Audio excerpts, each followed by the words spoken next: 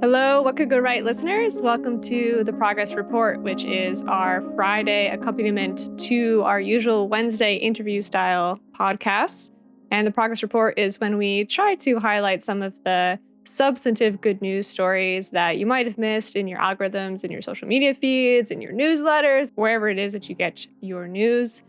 These good news stories might not have filtered up and reached you. So we're going to go over some of those today. I'm actually flying solo today. Zachary is not with us. He is off in India. Our first story today comes from Wired. So we've talked before on this podcast about how it's very difficult for bone marrow recipients to find a donor that matches them 100%. And there is a drug now that means that instead of finding a match that's 100%, you can find someone that, let's say it's 75%, and that will work. So we've talked about improvements and innovations on this front before, but there's actually another one today that I wanted to talk about. This is likely the first time, not for sure, but very likely the first time that a cancer patient has received a bone marrow transplant from a cadaver. So let me tell you how this works. This is a 68-year-old Black patient, which matters because if you are somebody that is looking for bone marrow, your options right now are that you need to find a donor within your family. And if no one matches you within your family, you need to look on the registry of people who have voluntarily signed up to give their bone marrow. That registry is not very diverse. So particularly if you are a minority patient, it can be quite difficult to find a match on the registry. So there is this startup that's called Ossium that is trying to get around this issue by transplanting bone marrow from organ donors. So this is how it works. An organ donor, when they go in to harvest, for lack of a better term, all of the organs, the liver, the heart, the kidney, all the things that you normally think of when you think of organ donors, they will now also take the bone marrow from this person through a spinal tap. They take that bone marrow and then they freeze it. So they are trying to create a frozen bank of a diverse bone marrow options for patients who cannot find a donor match on the live registry. So that's what happened with this patient. As I mentioned, the patient was Black. They were able to find a bone marrow match for this person from an organ donor. They have done the transplant. The transplant went well. The patient is recovering. There were some post-transplant complications, but nothing out of the ordinary. And so far, so good. So Ossium is what the startup is called. They are still in clinical trials. So we don't know. It's a little bit early to say this is a success or this is not a success. But this is what their goal is, to essentially take as much bone marrow as possible from organ donors, get that into the already existing system of what happens when an organ donor perishes, and build up a frozen bank that is kind of like a, find your match for people in need of bone marrow.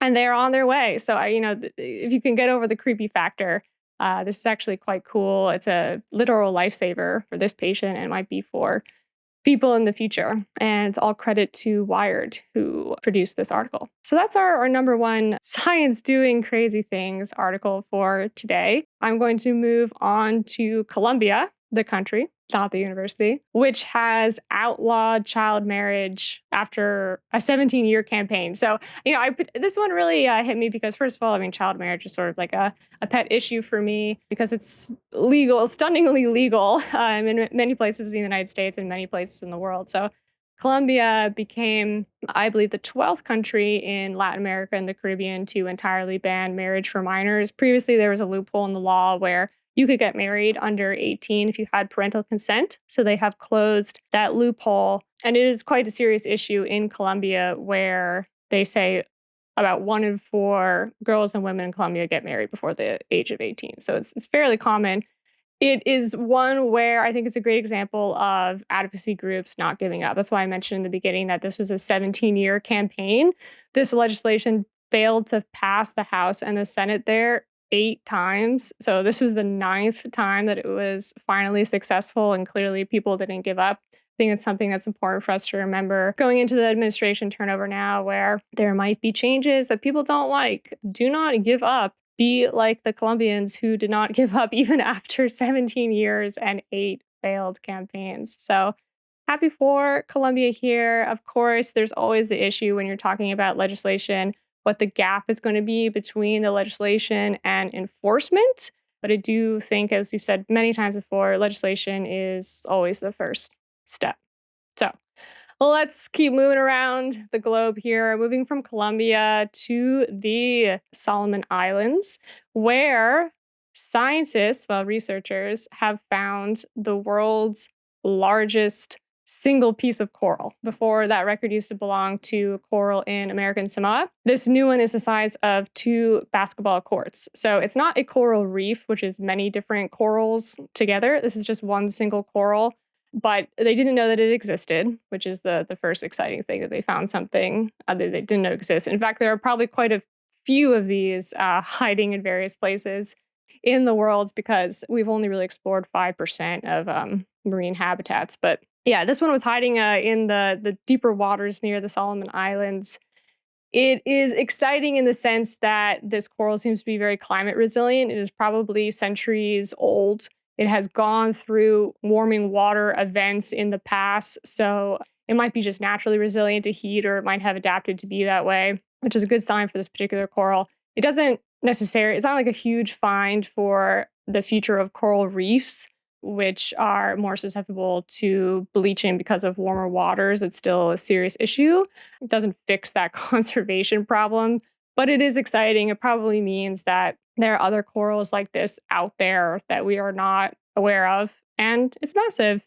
And it's cool to look at. You can go on Vox. This is where I'm pulling this information from. Just look up world's biggest coral found, something like that, and you'll see the photos. And last piece of news for today, we're really going all around the world, as we tend to do. Let's go to Africa. Let's go to Gabon. The backstory is that the president of Gabon had been ruling the country for 41 years. Their constitution had no term limits for president. And after his 41-year tenure, his son took over when the president died. And people were very unhappy with the son. And there was a military coup in the country about a year ago, so sometime in 2023. That worries people because, as we know with military coups, you never really know what's going to happen after that. Are they going to keep power? What's going to happen? So on and so forth. So there is a good sign because voters just voted through a new constitution for the country. It needed, something like 50% to pass, and it passed with 90%. So people seem to be overwhelmingly excited by this. Part of the constitution is that it does introduce term limits. It's going to be 7 years, and then with 2 terms. So after 2 terms, you are done. It also prohibits dynastic succession, which is the fancy way of saying when you die, your son just can't claim the presidency because it's your son. So they seem to be moving forward. Of course, this is just the first step of many. We don't know exactly where this is going.